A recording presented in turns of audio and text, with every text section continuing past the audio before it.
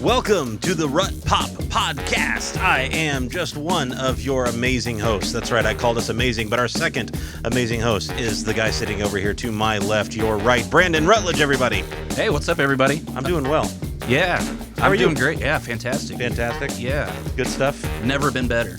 Never been better. That's a fact. Okay, cool. I like that. Never been better. I don't know if I'd call it that. I mean, the thing on your thumb that's growing is got its own zip code. I wouldn't call that never been better. Yeah, I was trying to forget about that because it's throbbing in pain right now. That really sucks. Yeah, That is a horror show right there. it hurts. Does not feel Yikes. good. And the one on my foot is about 10 times bigger than that. Oh my God. Yeah, and I didn't tell you that my thumbnail is also infected. You're falling apart, bro. Yeah, the nail. The nail is not the skin. The nail is infected. So sometimes, as gross as this sounds, I'm a Yeah, happy October. I'm a regular Elijah Wood, Frodo Baggins. I bite my nails constantly, right? Okay. I actually carry around fingernail clippers in my pocket all the time, in the hopes that I don't not accidentally, but I don't start doing it. And Yeah. if I start doing it, I can easily pull out my. That's how I stopped biting my fingernails. Because when I was a kid, I did too. You would just carry around fingernail clippers. Carried around fingernail clippers. It hasn't- every time I got the urge, I would just grab those clippers out because it was usually like a dirt thing. Okay. It bugged me because I had dirt under my nails. Oh wow. Okay. So I would just clean my fingernails out with some fingernail clippers Really? real quick. Yeah. Okay. Yeah. That was my, I don't know, deal Okay. with the nail biting. Gotcha. But clippers. That's how I stopped. It hasn't gotten there yet for me. Okay. And I've been carrying around fingernail clippers for at least 20 years. I think ago I started trying it, Okay. and because I got really bad about it. But because of that, my cuticles are always really bad, and I get hangnails really bad. And what always ends up happening to me is I get an infected hangnail, so the skin around the fingers gets like a little. It gets hurt. It hurts to the touch, kind of thing. And So that's why my finger's infected because I've been covering this wart on my thumb up, and the moisture from the bandage I can't stop. got under my cuticle. I can't And stop. that green. Can you see the green stuff on my nail? Mold. It does look like mold. I got like green. Moldy. Yeah, it looks like mold growing on my thumbnail. Yikes. Isn't that weird? That is a horror show. Yeah. Right yeah. there. Found out this afternoon that it's an infection. Speaking of horror shows, Who knew? I'm sure, I don't know. Well, actually, I don't know. I don't know if you tuned in or not, but, I did watch the Vice presidential debate the other night. Yeah, I watched it. And I'm telling you right now, I'm putting this out there for everybody to see. Not that they're asking my opinion. Right. But- Or mine either. Or yours either. But what do we know? But what do we know? Go see it for yourself. But Make your if, own opinion. Blah, blah, blah. If Saturday Night Live does not put that fly on whoever, I don't remember the actor's name playing Pence on the SNL skits, but does not put that fly on Pence's scalp, and every time they cut back to him, it continues to get bigger and bigger and bigger to the point finally where it's just Jeff Goldblum's face. That would be awesome. Laying on his Jeff head. Goldblum do SNL this weekend. I just want Jeff Goldblum's head, like as if he's just resting it right on, his chin right on top of No, Pence's. I want the full fly effect. Jeff Goldblum in the makeup. And that was the other thing too, was that all creepy was looking. that you had Jeff Goldblum in the fly makeup, and then and as it got bigger and bigger, Pence was just gone, and it was just the fly sitting there, and be like, I'm gonna take over this today. Hope you don't mind, that kind of thing, right? And I just. They'd be missing a huge opportunity if they don't. They do that. would, and they could get Jeff Goldblum as the musical act also, because the musical act they had to cancel because of COVID. That's right. He wasn't following COVID rules. Right. That's right. So they need a new musical guest. Well, there you Come go. on, Goldblum, play your jazz music There we on go. SNL this weekend. I like it. There really wasn't anything overly fascinating about that debate except for the damn fly. Yeah, it was 2 minutes and 20 seconds. It was on his head. I didn't keep track. It felt like an eternity. It was like I saw somewhere. It was over 2 minutes. Yeah, I don't know.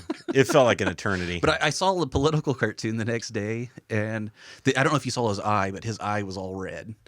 Oh, that was the first thing I noticed, because I was posting pictures of Le Sharif from Bond, from Casino Royale, because I was like looking kind of like a Bond villain there, Mikey. Yeah. And I found a great GIF of just him just like staring at like the screen with the whole like blood tear coming out of the thing, like nothing sinister, I promise. This cartoon I saw, it was Pence with the big red eye and the fly on his head, and then Kamala Harris right next to him, and she's just looking perfect.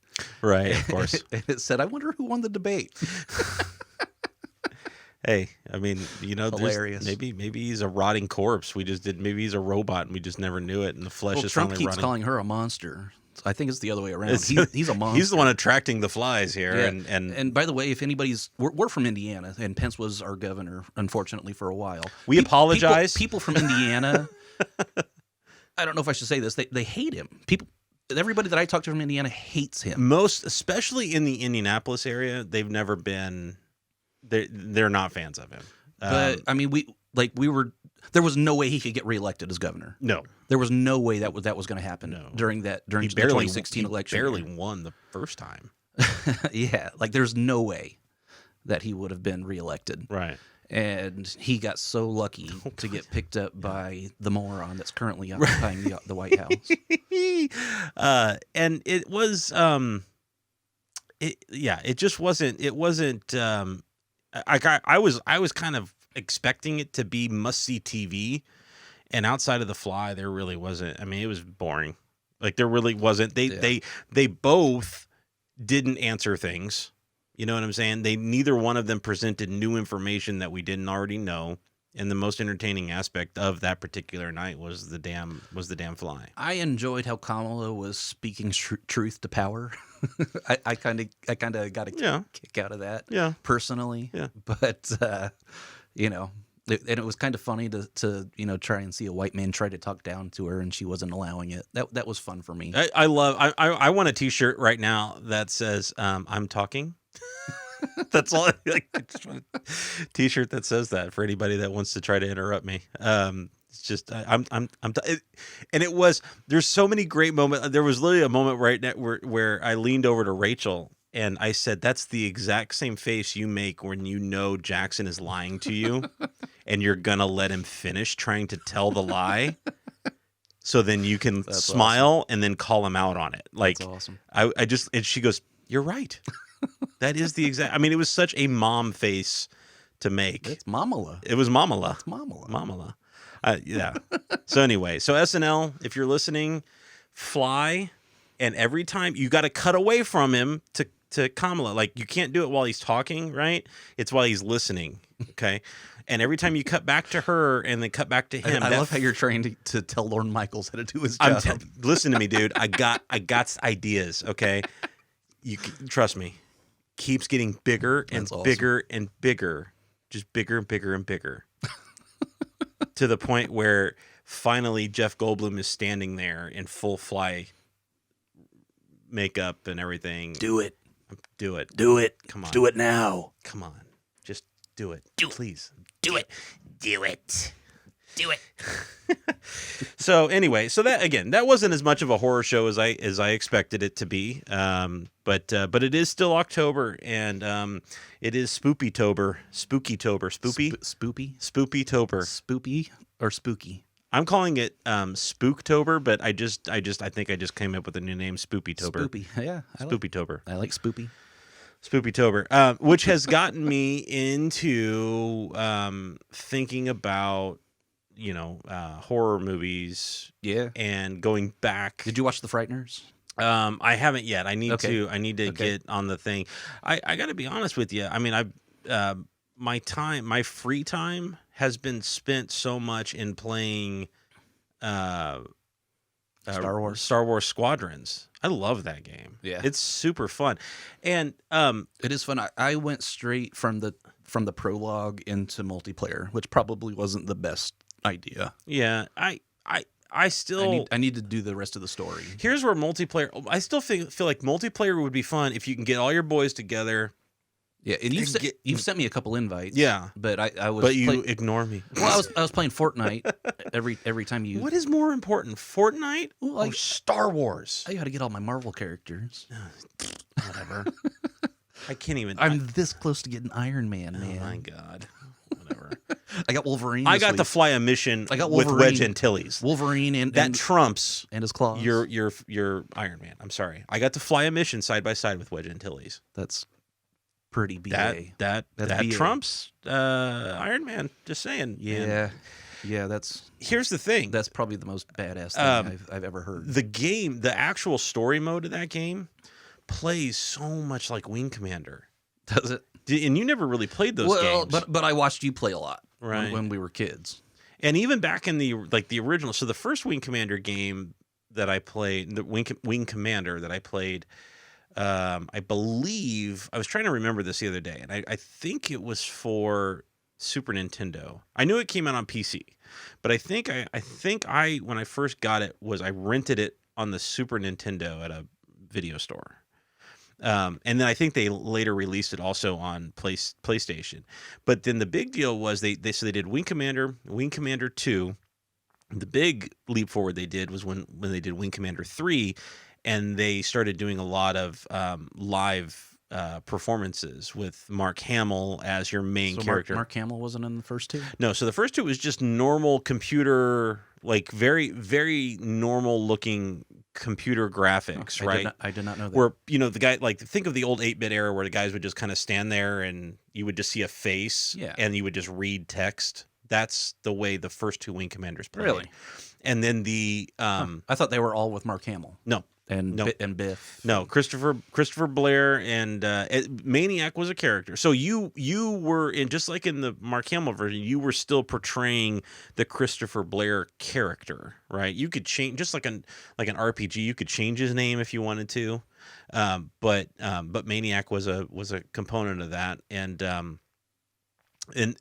the movie that came out with Matthew Lillard and Freddie Prinze Jr. Yeah. That's more based off the very first Wing Commander game than the third one with Mark Hamill, because that's when because the whole point of that first Wing Commander game is like you're brand new, you're basically a rookie, you're coming onto the ship, the Tiger's Claw, for the first time. I forgot they did a movie of that game. Oh yeah, and it wasn't horrible. From what I remember, I haven't seen it in years. I still relatively enjoy that movie. Do you remember why that movie was such a big deal back when it came out? I don't. I remember Saffron Burrows, and she was like smoking hot back then. Saffron Burrows was oh yeah, absolutely. She played Angel. The big deal with the Wing Commander movie starring Freddie Prinze Jr. was what they attached the very first Phantom Menace trailer to. Oh. People were going to see Wing Commander. So it was like 99. Yeah, people were going to see Wing Commander. All they were doing was watching. They were buying a ticket for the movie. They were watching that trailer, and then they left. And didn't stay for and the then they movie. didn't stay. But the Wing Commander box office was pretty decent because they had Star Wars The Phantom Menace trailer attached to it. That's hilarious. And so, and I just remember the first time I went and saw it. Matter of fact, you were with me. Yeah, I remember we walked in and we freaking missed it. Like, for whatever reason, we showed up late. I don't know why. And I just remember turning the corner, and it was the very end of the trailer, and you went, no. But you insisted on applauding, like, regardless. Like, you were still going to do this. Like, you had it in your mind. You were going to applaud that trailer no matter what. That's awesome. But as soon as we rounded that corner, it was literally that last pod race shot or something, and you went, no. And that was the but then I think that put a bad taste in your mouth while we were watching it, because I don't remember you really liking the movie all that much when everything. And it wasn't as well done as I hoped it would be, but it was pretty good. I remember the music that David Arnold did it. I really enjoyed, and I can't think of the other actor's name. He played Paladin, and I can't think of Checky Cario, I think is how you say his name. Does that sound right? Yeah. Yeah. He's like a European. Yeah. I really enjoyed him in that movie. It was weird because John Rhys Davis had played Paladin in the video games. Oh, I forgot. And so it was Gimli was completely in different. The Wing Commander games. Like that was just a completely different person to play that character. And so I was like, oh my God. I mean, it was already that way, felt that way when you didn't have Mark Hamill and you had the Freddie Prinze. And then you didn't have the Tom Wilson, but you had the Matthew Lillard playing Maniac. Like, there was already... It was like She's All That in Space. Yeah, that's exactly... And there was several reviewers that actually, I think, pointed it out that way. Yeah, it kind of got to that point. But that's awesome. But the game, even the game on the Super Nintendo, Wing Commander 1, Wing Commander 2, the flight system, the flight simulator system of that game... And the loadouts that you can do and how you build up your ship or how you customize things depending on what you want to do. It's so similar to what you're doing in Rogue Squadron. So I'm getting kind of a like reminiscent kick out of it playing it because it doesn't feel like what I thought. I honestly thought going into it, it was going to be an entire game of the dogfights of Battlefront 2. Or Battlefront, for that matter, right? Mm-hmm. I thought the mechanics were going to be that way, and I just thought that was how it was going to play. And it's not. It plays completely different. The ship's handled differently and everything like that. Obviously, yeah, like the left stick is like a throttle. Like you throttle up and you can throttle back. Yeah, and then the right stick is what turns you, right, and stuff like that. Right, it makes you do like loop de loops. Right. So it's interesting how they do. And I love how you can switch. It makes sense that's how a joystick would be. Like if you had one of the joystick flight controls, one of the I feel like the joystick would be here and the throttle would be here. Well, most of them are set up with it on the left. The throttle's on the left. Really? So it'd be this way. Yep, throttle's here, and then the stick Gotcha. Would be your right hand. Okay, fair enough. They have some where it's detachable, where you can switch them up. Sure. Whoa. Sorry about that. I'm talking with my hands too much. Slide it this way a little bit. We got to see your beautiful face. There you go. Is that better? Yeah. Sorry about that, everybody. We're live, baby. We're live. Yes. We're live on Twitch tonight. Mistakes happen, and I make them a lot. That's why we just say screw it. We'll do it live. You have like an instant replay behind you. It's funny. Yeah, that's the. So you can see what you just did. Yeah, I can see it. Play it again. Play it again. Replay. I need it's right there. Telestrator so I can start circling. Like this is where he made the mistake, everybody. And this is what. So he came in from the left, and then he hit the boom stand, and then the boom stand went right to the right, and then boom, he was all messed up. That reminds me, I had to trim my eyebrows today because they were starting to look like John Madden eyebrows. I mean, hell, we could have just gone John Madden tonight, and little Al Michaels action. Yeah. Tell us about it, John. Tell us about what. Well, I have white hair, but I have bright red eyebrows, and that's what makes good football great. Old John. I really wish. I wish. I strongly still believe that Pat McAfee on a Monday night crew would have been the best damn thing ever. I really feel like ESPN dropped the ball on that one. Right. I feel like Pat McAfee on the ESPN Monday night crew would have been the next coming of John. He'd be a great color man. Yeah, I love because he knows the game too. Like right. You know what I mean? But he also brings a lot of personality to it. Absolutely. And that's where like even a Tony Romo's doing the normal games on Sundays, knows the game, can really bring a lot of insight to it. But I feel like he's going to end up turning into another Chris Collinsworth where everybody's just going to hate him down the road because he feels like he knows everything kind of deal. Where Madden had that persona, but he carried it with such grandiose, like yeah. It was you didn't care. Like it was an entertainment thing. But with I just feel like with Romo, I just feel like he's going to end up falling into the Chris Collinsworth world and not being there. Anyway, I know. Sorry, rabbit. I went that way with it. Or a squirrel. I started following the squirrel down the road. Rogue Squadron or Star Wars Squadrons. I want to get through more of the story mode because what I ended up doing was I got into the multiplayer because I finally had a buddy log on and so I was able to team up with him and then we had some fun with it. The biggest thing that bums me out about the multiplayer side of it is even like it doesn't obviously happen if you have your own guys involved mm-hmm. or you're teamed up, but it's the like all of a sudden you get in a random grouping, right? So like there were 2 of us, and then we had 3 extra players, right? And we were just killing it. Like it was great. And everybody was, talking, and we could, had a strategy worked out or whatever. As soon as that match is over, you're done. Like you lose that whole team. Like that rapport you built with them on that thing. You can't like team up beforehand. No. And so that's the thing. Like you have to somehow quickly get their screening. Like I don't feel like you have as much time with like a Fortnite where you can get, kind of get an hang idea. out in the lobby. Yeah. So and team up. And then ready up. They're just gone. Like as soon as that's not cool. Like you have the time in the lobby ahead of time, but you don't know if you like that person ahead of time, right? Or how they're going to play or anything like that. And then so all of a sudden you get into the game, and then boom, the game's over. And literally the second the game is over, your team is gone. Yeah. So I've gotten invites from you, and like seconds later, I'll go into it, and it says like this invitation is no longer valid. Right. So it's weird. Yeah, that's interesting. Yeah. So you must just invite per match, like per multiplayer match. Yeah. And I don't normally play a lot of online multiplayer games anyway, mainly because I do get tired of watching a 12-year-old kick my butt. Like it's just not fun for me watching a 12-year-old. Like that's why I like playing Fortnite if my son's playing or something, right? But I can't. Yeah. I tried it one time sitting there trying to play Fortnite by myself, and I could not get into it. It's not a great game. Like it's okay. Mm-hmm. I enjoy playing it because my brother plays it with his son, and I like teaming up with them. Mm-hmm. But personally, I don't think it's that great of a game. Sure. Whereas Squadrons is awesome. You're flying a ship, you're shooting at tiny little TIE fighters that like look like a dot. Yeah.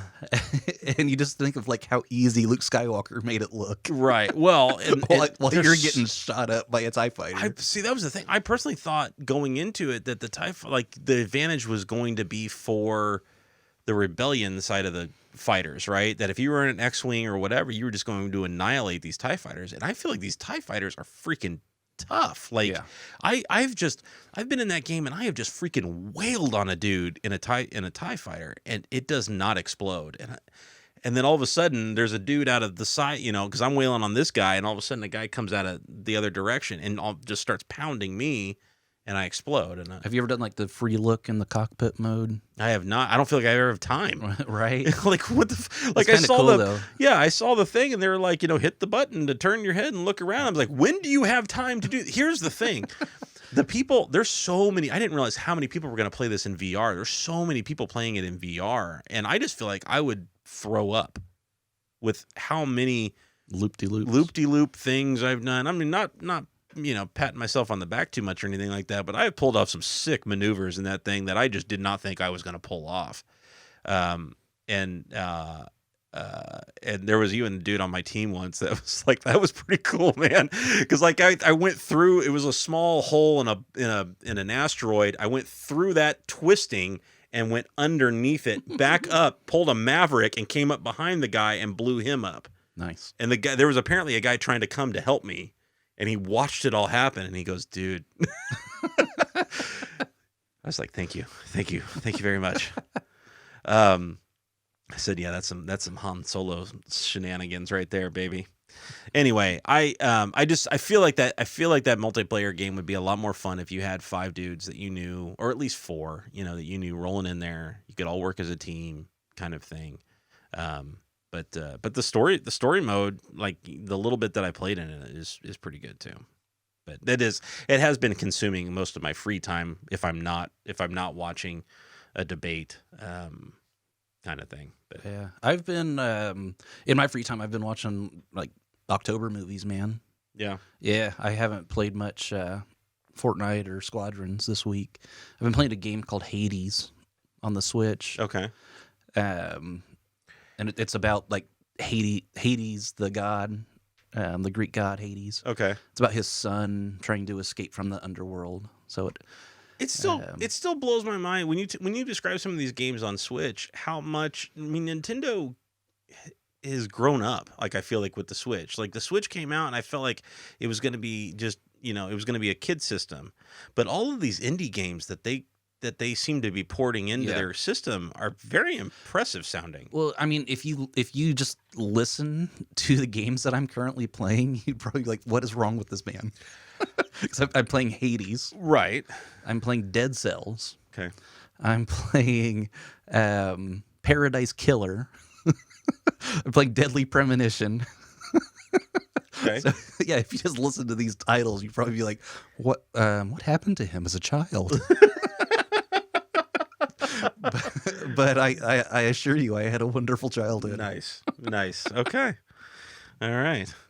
I mean, look, if they intrigue you or whatever, the thing, and I know this has been going around. I haven't tried to play it yet until today. Is the Among Us game? Have you screwed around with that at all? No. Okay. I mean, on for us, because your Mac base is, as well. You need to do the app on an iPad or a phone or whatever. They don't have the app. They don't have an app for the Mac. Only iOS.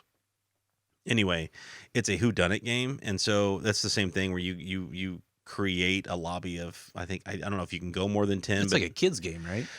Not really. I mean, it is. I mean, kids were playing it, but does it have like little cartoon characters? It almost the way it's so funny because they look like they look like if you put little helmets on the Fallout guys. Little helmets or the Fall Guys. You know what I mean? The Fall Guys. You've played Fall Guys, like right? No. I know what you're talking about, though. Like they look like little jelly beans with legs and arms, right? They're like little anthropomorphic. That's what Among Us guys look like, except instead of seeing their face, they have like a shield over their eyes. But they look like little jelly bean guys running around. And it's like you have to like say who the killer is. Right. So when the game starts, let's say you've got a group of 5 people, right? When the game starts, all of a sudden you're all like on your own screen, you see whether or not you are the killer. Mm-hmm. And then everybody else, you're up in space, and everybody else they all have jobs to do, and they all have to fix the ships that you're on. As the killer, you can kill guys if you get them alone, or you can sabotage the ship, right? And as people figure out maybe who it might be, they can call a meeting, and then everybody can vote on who the killer is. And then whoever gets the most votes, whether or not you're the killer, gets ejected. So let's say everybody voted and you were said, oh, Brandon's the killer. Well, and they like 3 people out of the group vote you off. You get ejected, even though you weren't the killer. You're still out of the game. It's actually strangely addicting, and I see why people are playing it now, but over and over. Yeah. Because it's a very simplistic game or whatever. The fixing the ship is kind of fun because it's just like, move this wire here, move this wire there, like little short mini puzzles. But you have to do it so quickly because when you go to fix the ship, your screen pops up and you can't see who's around you, and the killer can walk up and kill you while you're fixing the ship, and you don't see, you can kind of get an idea of who it is, because you can, just like in Fall Guys, you can customize your character, colors. I had a meat cleaver stuck in my head today, stupid stuff. But anyway, I was genuinely surprised of how much fun it actually kind of was. It's just a good time suck game, like if you're just sitting around or whatever playing. That's why I've been kind of addicted to that Hades game, right? Because it's a roguelike. So it's every time you play it, it's different. Okay. The levels are what's the word? I can't think of it. They're like randomly generated. Every time you play it, the levels are randomly generated. Okay, so sure. So they're like put together different every time. Okay. Different enemies, different levels. Nice. Every time. Nice. So, and it's like a top-down thing. It's kind of like the original Zelda. It's kind of like top-down. You have like a little character that goes around with a sword. And, hex and slashes. Well, it goes back to something, some stuff that you've talked about before. It's not necessarily all about fancy graphics, bright, shiny things. Sometimes it's just about gameplay. Yeah, and the gameplay on this thing is awesome. Yeah. It's awesome because it has all the gods from like Greek mythology. It has like Zeus, sure, and Hades, obviously I mentioned earlier, Aphrodite, Ares, just Artemis, a bunch of them, and they each give you different like buffs or power ups. Gotcha. So like Zeus, like your sword slashes will have like lightning strikes also. Awesome. So you get different boons every time.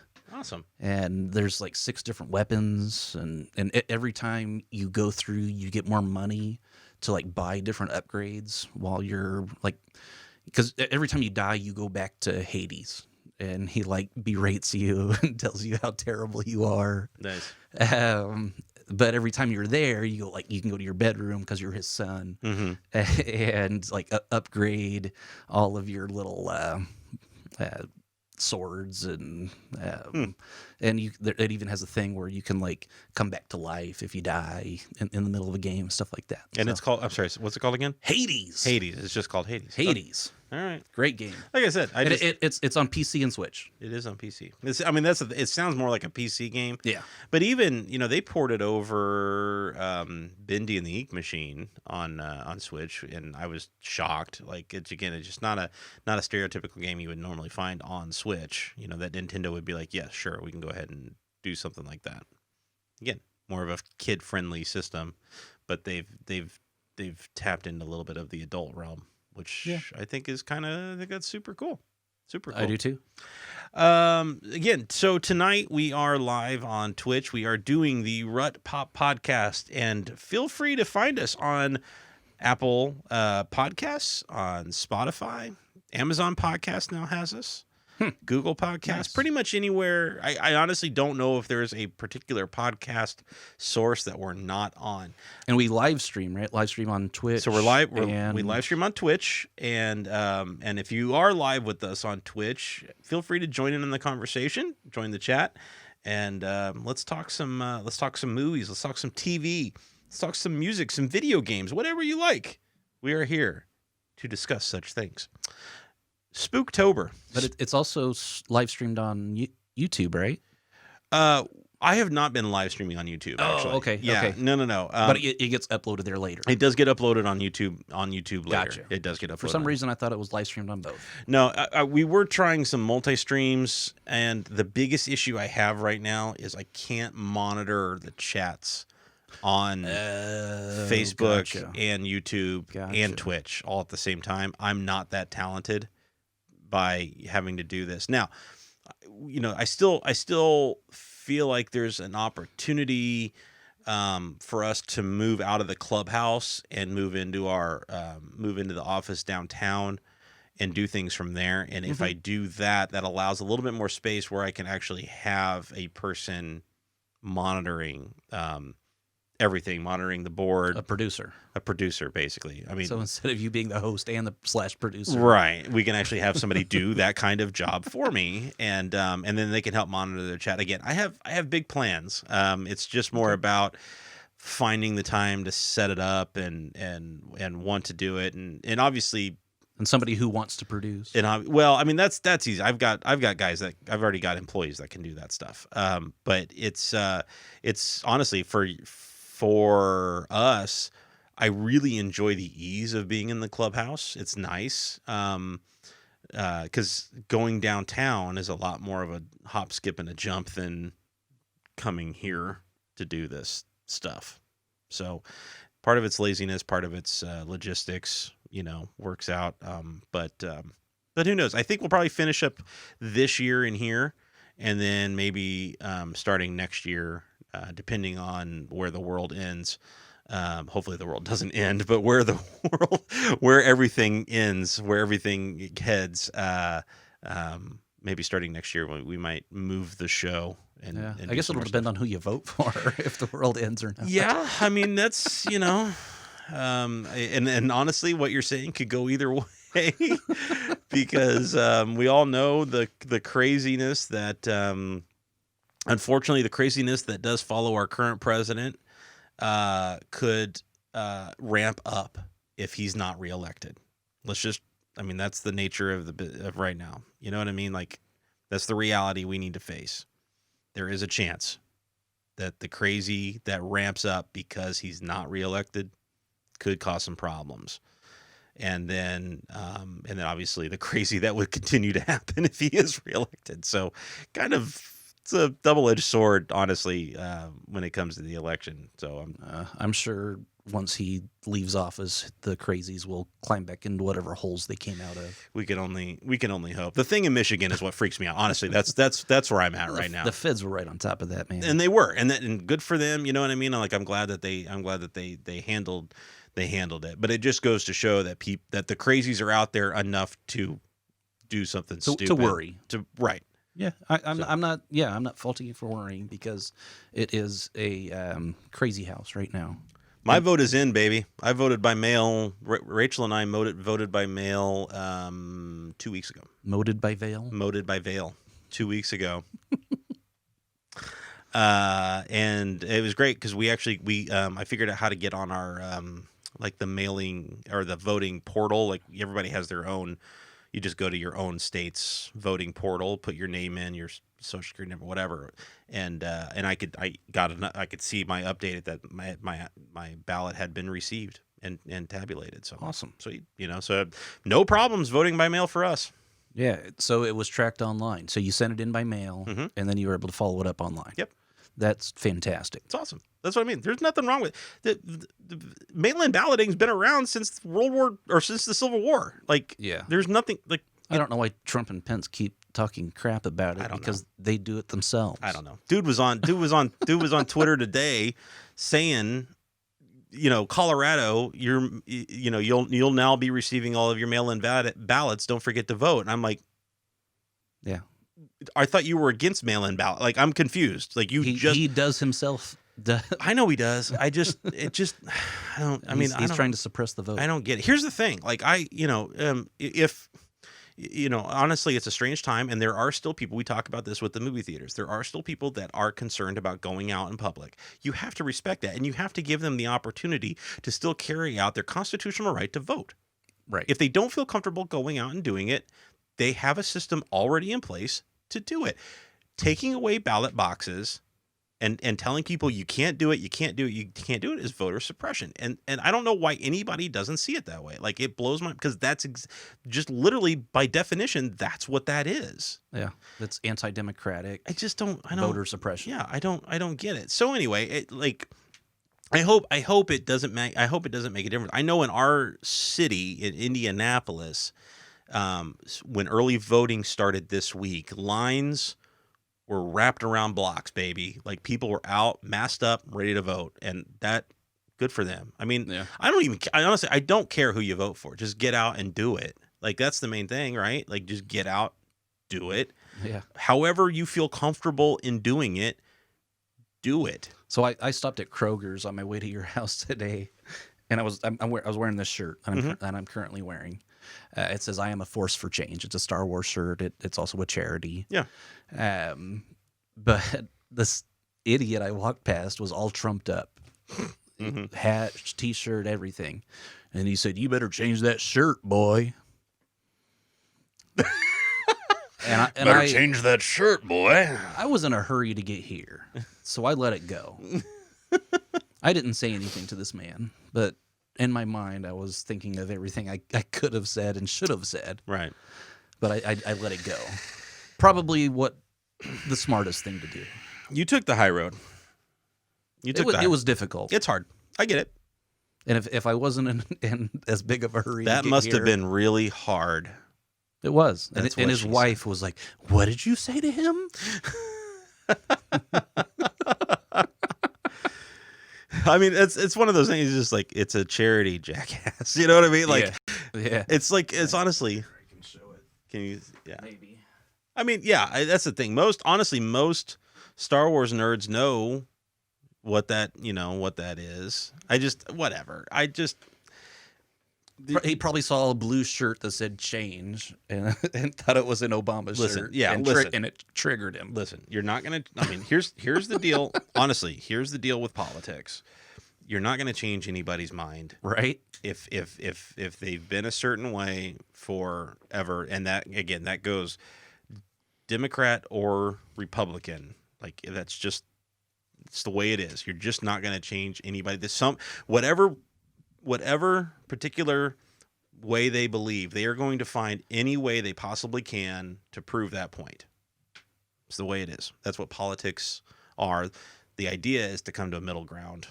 when coming up with those ideas. The one thing that we can do, again, is vote. And that basically makes your voice be heard, or run for your office yourself. I mean, those are basically our two options right now. So we'll see how it goes. If anybody wants to write me in on their ballot, they're more than welcome to. It's Brandon Rutledge of Indianapolis, Indiana. There we go. I'm not saying I want the job, but I could do it a lot better than dumbass. It's been super. Honestly, it's been super fun watching. Because I never watched it when it was on TV. The first time is The West Wing on Netflix, and going through all the seasons and stuff. And I know we've talked about both of our loves for Aaron Sorkin, who, by the way, came out this week and said, "I have an idea for a Social Network 2." He's got a script he wants to write for a Social Network 2, but he needs Fincher? He needs Fincher to come back. He needs all the powers that be to want to come back and do another one. Yeah. Anyway, I'd be very actually curious to see that. I'm not really sure where else that story goes. To be I honest loved with you. how fast everything was in that movie. Everything moved fast. The dialogue was spoken fast. That's the way he. I mean, again, I never watched the show with Jeff Daniels. Oh my god. I need to. I need to go back. I need to go back. It was on sale last week, I think. How many seasons is that? They only did 2, I think. Okay. But they're both fantastic. Gotcha. Yeah. I need to see it, but I to be honest with you, I wish it was still going right now. Yeah. Well, I'm telling you. I mean, and again, this just adds to the stack of shame that we all have when it comes to Netflix media. Yeah. But if watch The West Wing. I mean, if you haven't watched it, if you haven't experienced it, it's very 90s. And I heard he was writing a West Wing for like a political thing right now before the election. So what they're doing is again to raise awareness for voting. They are the entire cast is coming back to reprise their characters on stage, and they're doing an HBO Max, I think is what it is, and Nice. they're doing a stage performance of an episode from season 3. And it's a great episode. And honestly, the name of it is escaping me right now, and I apologize. It's okay. But it's all about election and stuff like that. Anyway, so that's the idea. Is they're just doing basically a live performance of that episode. Cool. Obviously all of the actors are way older than they were in the movie, except for Rob Lowe for some reason. But all of the actors are way older than what they were in that show. But they're all coming back, and they're just going to portray themselves as they were. But it's so funny because there's a lot of it's very different to watch a show from the 90s today, because the things that they say, the things that they do, even they're playing they're portraying Democrats in The Office, and there is so much sexual harassment going on in that damn office. I can't even, it's literally The Office, how borderline the stuff that Michael Scott would say in that show, The West Wing puts that to shame with the stuff. It's crazy. But that's the way it was. I mean, it was right after the Clinton Monica Lewinsky scandal. Yeah. I think it was before that. I think it was before that. But anyway, it's still a phenomenal show. The way it's written is exactly like that. Literally they invented the walk and talk, where they would just walk real quickly through, two characters would walk quickly through a hallway jibber jabbering, and then one would turn the corner, they'd follow that person, and then they'd pick up somebody else and they'd start jibber jabbering about something completely different. And I'm just thinking from an actor standpoint, what those guys had to memorize. It was long monologues constantly. That's what that show was. Good for that was where the show fell apart. Was it was almost like a Friends thing, where they just got to a point where it was so expensive. The actors wanted so much money to continue to play these characters because they were just killing it, and rightfully so. I mean, the talent level, because again, most of them aren't even big names that you would. I mean, yeah, you know who Martin Sheen is, you know what I'm saying? But name me the last Martin Sheen movie. You know what I'm saying? Mm-hmm. Bradley Whitford, great in Get Out, which is actually on my list of some of my favorite scary movies to watch during October, even though it's more newer, but Get Out is still one of my favorite. But he's phenomenal in it. But again, he's a guy that you would recognize, but most people probably couldn't pronounce his name. Could not pronounce it, but couldn't say his name. Yeah. You know what I mean? Recognize his face. Yeah. Rob Lowe is very recognizable. I get that. No big deal. Allison Janney, kind of. You know what I mean? Yeah. And I can't even remember the guy's name that plays Toby, but he was in Lost World. And then the guy that plays the chief of staff, he was actually in Wing Commander 4. Awesome. But yeah, and he's been in a lot of other stuff. But anyway, that's kind of my point was. But the acting level is like just top notch, and their line delivery has to be just on point with everything. Anyway, it's cool. It's a good thing to watch right now with everything going on. You're talking about the guy who was in Field of Dreams. This has been several episodes ago, but he's on West Wing. Okay. He also directed several episodes of West Wing. Really? Yeah. So he played Poindexter on Revenge of the Nerds. He's been around for forever. He's been in all kinds of movies, but he's also Whitford directed. Is that who you're talking about? No. Who are you talking about? The red-haired guy from Field of Dreams who played like the uncle that wanted to foreclose on their house on Field of Dreams. Oh. Okay, he was in. Yeah, he was in. Yeah, he hasn't been on. I think he stopped. Like, I haven't seen him since season 2. Oh, gotcha. He plays a reporter named Danny in season 2. Okay, he was the guy that messed me up because I thought he was one of the ones you were struggling with right now. No. Because Danny. Here was the thing about that actor that played Danny in West Wing was I was watching West Wing and Designated Survivor at the exact same time, and then all of a sudden the actor that played Danny, the reporter, all of a sudden showed up as a psychiatrist as for a psychiatrist for the president in Designated Survivor, and I got way thrown. All of a sudden, my brain went like it just had. I couldn't. It couldn't process that the same actor crossed, but because you would put him in the White House in both shows. Anyway, it kind of Timothy Busfield. Yes, Timothy Busfield. So he was on West Chill, Wing, probably. I think. Yeah, Big Chill. He was like big in the 80s and 90s. Yeah. I mean, not huge, but he looked like Richard Dreyfuss. Right. But Timothy Busfield. He also directed many episodes. Interesting. Of West Wing. Interesting. Okay. Rock and roll. So he's an actor and director. Rock and roll. Yeah. After we talked about him several episodes ago, I don't remember how long ago it was, but I thought that was one of the people you were struggling with just now. But speaking of Get Out, like I said, that's one of the movies that on my list of movies that I like to revisit now. During it made the list. It hasn't always been on my list because it's still fairly new, but Get Out is on my list of terrifying movies that creep me out, that are fun, I feel like, to pull out in an October kind of thing. We already talked about The Frighteners. Talked about Frighteners last week. But I wanted to get into some of the like scariest movies that you honestly struggle with trying to watch during Halloween time. By myself. By yourself, that kind of thing. And this is why, honestly, like, this is when you talked about, like, I'm going through my October movies. This is why I haven't really had a chance, because I have a hard time watching like anything like that with Jackson in eyesight, or Rachel in earshot, because she doesn't like those kinds of movies. Sure. And so and I love, like, and the movies that are on my list are the movies that literally, like, I start my watch will tell me to calm the hell down when I start thinking about watching them. That's awesome. Like, they're that kind of movie. Like, they evoke a physical response out of me. Yeah, you asked me to make a list this week. Get Out made my list also. Did it? Okay. Yeah. Because again, that just, like, to me, in my opinion, Jordan Peele is the most exciting horror director right now. Sure. Is he doing any of the Twilight Zone stuff? He is, right? I don't know if he's directing them, but he's producing them or whatever. He does like the Rod Serling part. Gotcha. In all of them. Okay. So, I mean, the last episode of season 1 he is in, but like as himself. Mm-hmm.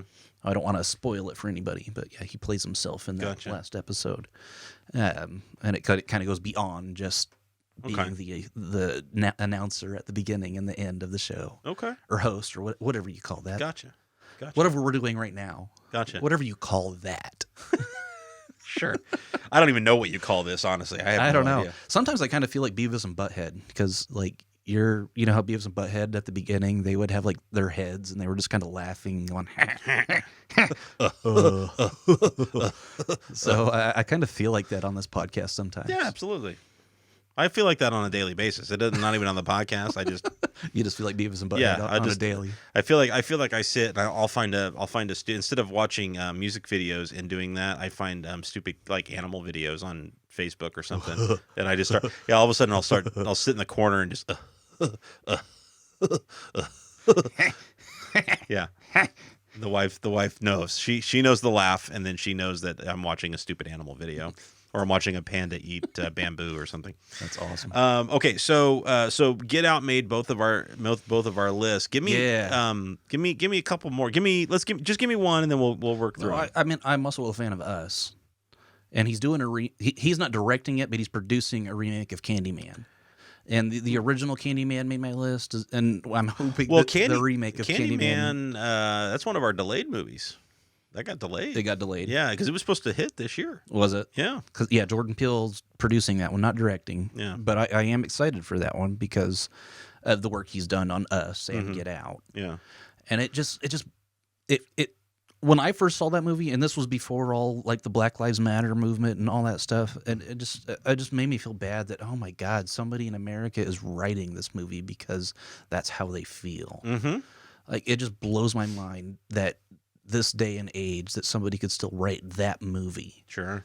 And then the Black Lives Matter movement hits. Sure. And and then I'm doing all this research to see what it was like as an African American 400 years ago, 300 years ago, 200 years ago, 100 years ago, 10 years ago, 20 years ago in this country. Right. And it just blows my mind that still to this day they feel that way. Yes, sir.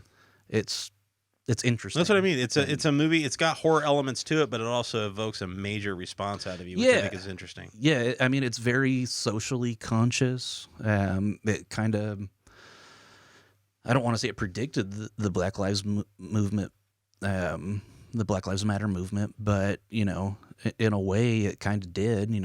It deals with that subject matter, kind of. Sure. It's kind of hard to watch because of it, but. Totally worth watching it because it's such a good movie. Sure, absolutely, I get it. But it's a social commentary more than a horror movie, in my opinion. Yeah, I agree. But very scary. I agree. So you want to go like to the edge, like scariest movies? I'm looking because I mentioned The Innkeepers last time, and you hadn't seen that. Right, I hadn't seen that. And again, to me, it's those movies that that do. Administer that response out of you. Okay. That like I said, okay. I the best way I can compare it to it's the you see it on a shelf or you see it in a listing and you really want to watch it, but you have to get your mind in a right place because you're going to have the absolute even though you've seen it 100 times. There's something about it that either from a past, history with the movie or something, even as like you saw it as a kid and even as an adult, it's just causing some kind of strange panic in your body that it gives you pause. You know what I mean? Like you never, like as an example, when you turn on you turn on Raiders of the Lost Ark, it doesn't give you pause. You just, I want to watch that. But there's sometimes some of these scary movies that you have in October give you're going to enjoy the hell out of it. It's a fun movie, whether it's well done or it's just a fun movie, and you want to watch it, but you hesitate because it's going to put you through that strange emotional roller coaster. Yeah, kind of feeling to it. Yeah. See, to me, I love that feeling. I love being scared. I love going to watch a movie and feeling fear. Mm-hmm. Because we're humans. We're at the top of the food chain. We really have nothing to fear, except for other humans and sharks and spiders. Let's just let's just remember that. But ultimately, we're at the top of the food chain. We could kill and eat a great white shark and a spider if we were so inclined. because we are at the top of the food chain. So we really have no You can go reason. right ahead. I'm not getting near it. But on a fundamental level, we have no reason. Nuke those mother. We have no reason to fear. We have nothing to fear. But fear is what kept our primordial ancestors alive. Uh-huh. You know what I mean? Like during primal age, when it was like hunter against hunter, yes. like humans hunting lions yes. who were hunting them, who were also being hunted by tigers and bears.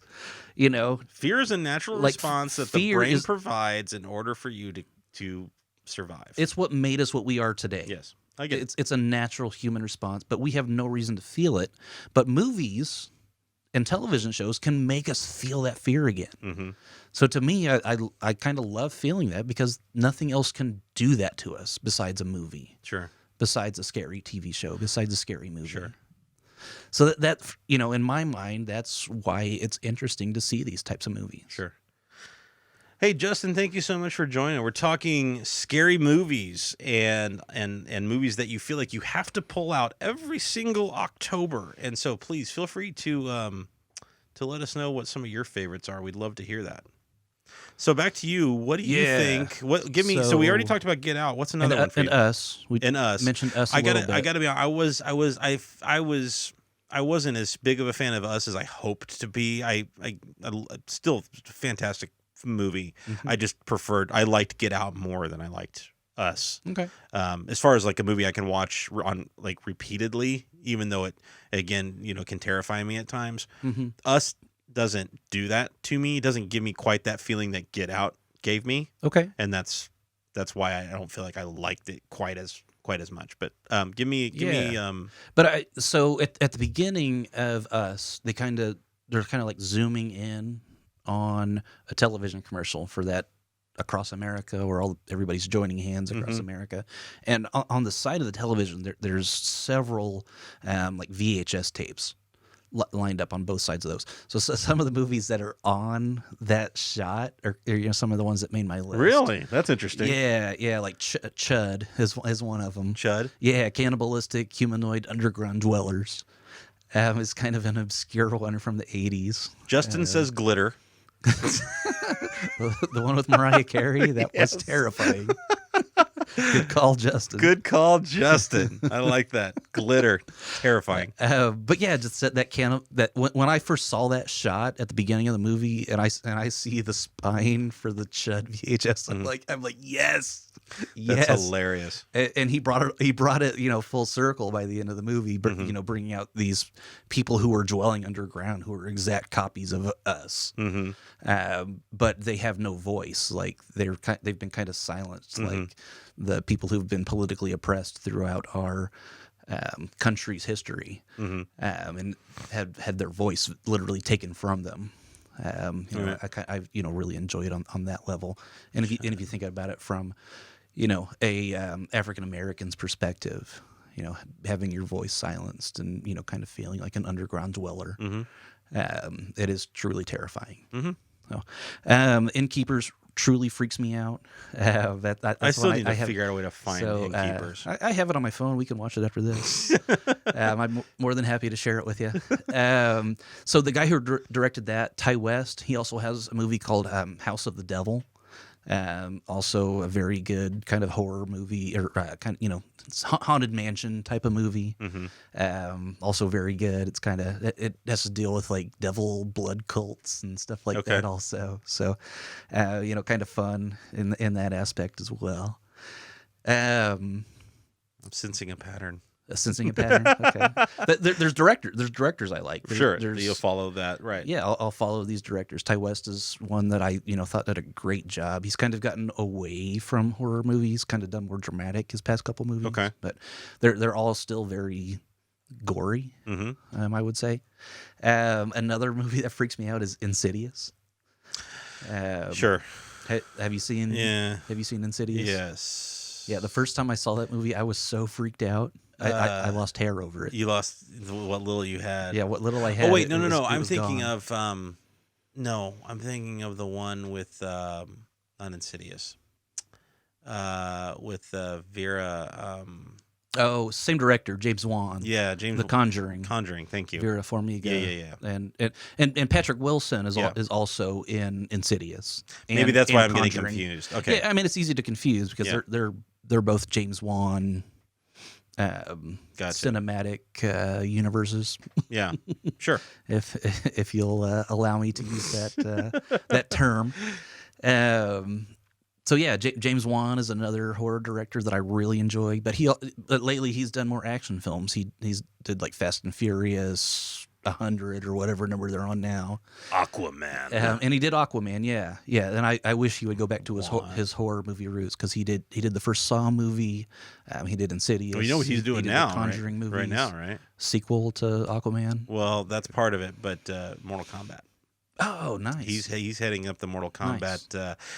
I don't know if he's directing it, but he's definitely producing it. So he's cool. His main goal was to head up a reboot of the Mortal Kombat movie, whatever. Which I'm still a big fan of the original Mortal Kombat movie. I thought that was actually pretty well done. And I mentioned last week that I'm a fan of those anthology movies. Sure. So anthology movies are movies where you have multiple stories. Right. Throughout. Like you'll have like 5 or 6 stories jammed into like one movie. Okay. Like Creepshow was one of the first horror anthologies that I saw. Okay.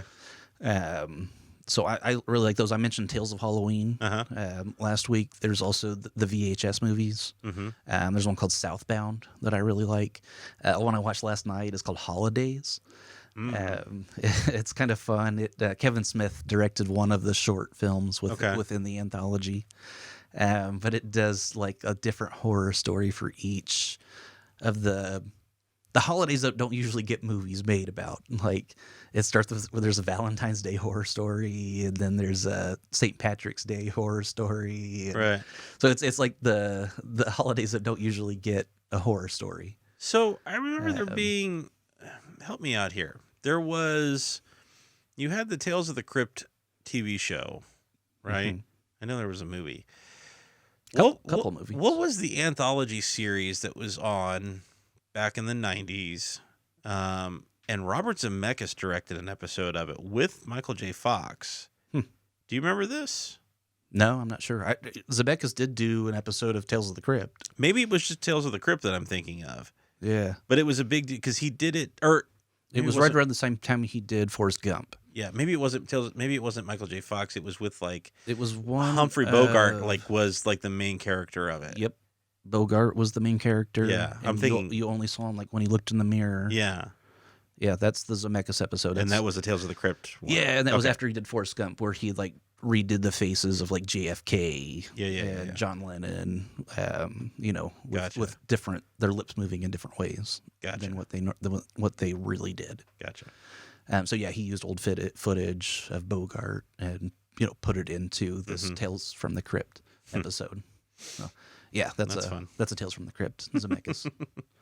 Yeah, that's fun. Yeah, it is. And Zemeckis did The Frighteners. He produced The Frighteners. Right. So he was interested in that genre back in the 90s. Yeah. Interesting. I mean, he did What Lies Beneath, which is a straight up horror movie. Frankly, in my opinion, that's a horror movie. Absolutely. I mean, I think you classify it more as a thriller, but by the end of it, it turns it's a ghost story. It's a ghost story. Yeah. And so to me, that Definitely becomes a horror movie. And that was actually a movie that I recently revisited. I'd probably say like 2 or 3 months ago, I rewatched What Lies Beneath, and I forgot how damn fine that movie was. That movie was damn fine coffee. It is a good movie, yeah. Yeah. I think I overwatched it. I think when it first came out on DVD, just kind of had it on repeat. Yeah. I watched it a lot back then. I kind of got a little burnout on it. I think it's fun to go back and watch it again. Again, spoilers ahead here for a movie that came out back in the freaking like early 2000s. Yep. Harrison Ford playing the bad guy blew my mind back then. Yeah. Watching him be the murderer, I was like, what? Yeah. Yeah. And so it's very fun. dark. It's fun going back and rewatching that Dark and role seeing if you can catch anything. And they really didn't give any much away, like as him being the bad guy. I don't really ever feel like they gave that.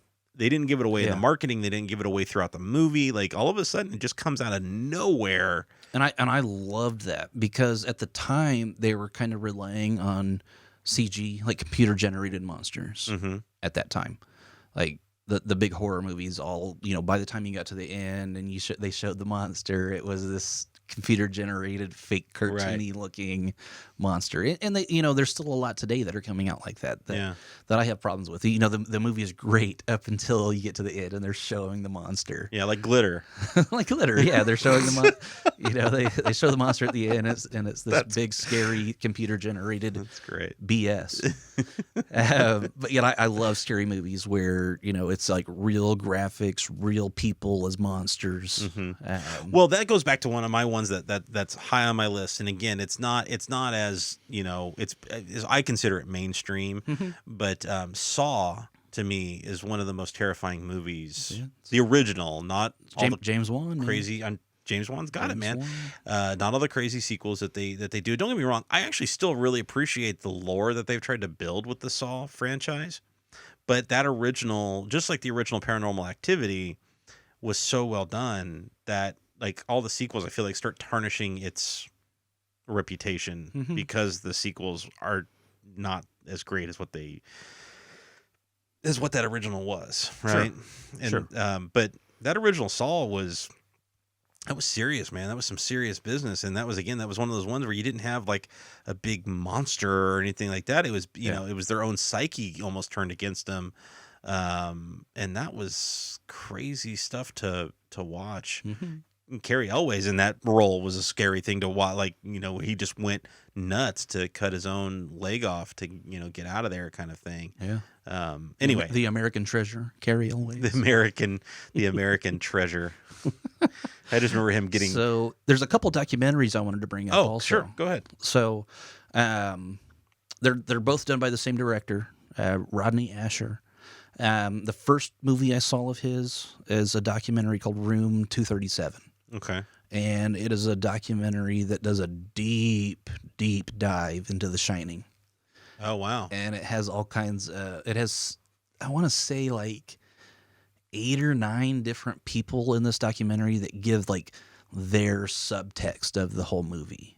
Like what it meant to them. Like one of them goes into it and says like, oh yeah, The Shining is about, the white man's, slaughter or genocide of the Native American, and that the entire movie, and then he finds out little points that he, takes from the movie to, to build his theory of why The Shining is about the, white man conquering the Native American. And there's another guy that does this deep dive of how it's Stanley Kubrick's, for lack of a better term, coming out of not of the closet, but coming out and saying that yes, he was the one who actually shot the moon footage, for Neil Armstrong supposedly landing on the moon. That the Room 237 and everything that happens in the Room 237 is Kubrick saying, yes, I'm the one who actually shot that footage. and 2001 was my test footage for this. And the entire movie, and the entire subplot of The Shining is Kubrick's, coming out and saying, yes, I did direct that. It's called Room 237. Oh, that's the documentary name. Okay. Yeah, that's the name of the documentary, Room 237, and it is all about The Shining, and it is really good. It mixes all kinds of footage from The Shining as well as other Kubrick films, like Eyes Wide Shut, and some other ones. But yeah, that's a great movie. Awesome. But Rodney Asher also did a movie called The Nightmare, and it is a documentary about sleep paralysis. And it has like real people's stories and struggles with sleep paralysis throughout their life. And some of them are just terrifying. But it's like a kind of obscure. Both of them are kind of obscure horror movies that I recommend. So speaking of the documentary side of things, would a movie like Fire in the Sky, does that kind of movie freak you out, where it's based off of something that not everybody believes in, but the idea of aliens and alien abduction. The supernatural, the unexplained. Yeah. Does that when you see abduction? Right. When you see a movie stories. like Fire in the Sky that's based off of what people say is a true event. Yeah, this really happened to this group of guys. Does that fit into that same kind of genre for you? Like, yeah, I would consider those horror movies. You do? Okay. Yeah, interesting. Definitely. They're not, the aliens in that movie are creepy as heck. Oh yeah. And you don't really see him until the end when DB Sweeney, right? Like gets abducted. Yeah. And all of a sudden they start doing everything to him. And they're quick shots. They're mean looking. The thing that always sticks out to me everything's like moving quickly. They've got him held down and they put that gunk in his mouth and they start putting that thing all the way down his throat, and that just skeeves me out every single time. Like that's the shot that stays with me from that entire movie. Yeah, I would definitely classify that as a horror movie. Okay. Like a supernatural, unexplained phenomenon that based on a true story. Speaking kind of like The Conjuring. Gotcha. The Conjuring movies are based on true stories. And that's like my wife, she can't watch because she believes in possession. Like she strongly believes in possession. Sure. And so she can't watch movies like The Conjuring. She can't watch movies like The Exorcist. Like that can't do it. Like will not do it. She doesn't like when we go sit in a movie theater and they have a preview for a movie like that. She freaks the hell out. That stuff doesn't bother me because I don't necessarily know if I believe in that, right? So it's not necessarily up on those types of movies aren't necessarily up on the top of my list as scary movies. As scary. I mean, they're meant to be, but they're not like they don't creep me out. Same here. Yeah, same here. Yeah, like The Exorcist. Is not on my list. No, it's not. Yeah, it's not on mine either. And so, even though some people think it's a masterpiece, like it did not make my scary movie list because the first time I saw it, it didn't scare me. No, and I don't know if it was because I wasn't from that generation, or I'm not Catholic. Yeah, or, I don't know what it is, but that movie did not scare me at all. Yeah. And I don't know if it's not about being from that generation or anything. It just kind of like you. It just doesn't affect me. And then here's what he had going on. He tried to reach for his nose right here, Mike, and instead he ended up bumping the windscreen, and that's what makes good football great. My nose just itched. That is a horrible John Madden impersonation. I apologize. Yeah. Well, the one I had about the eyebrows earlier was pretty bad too.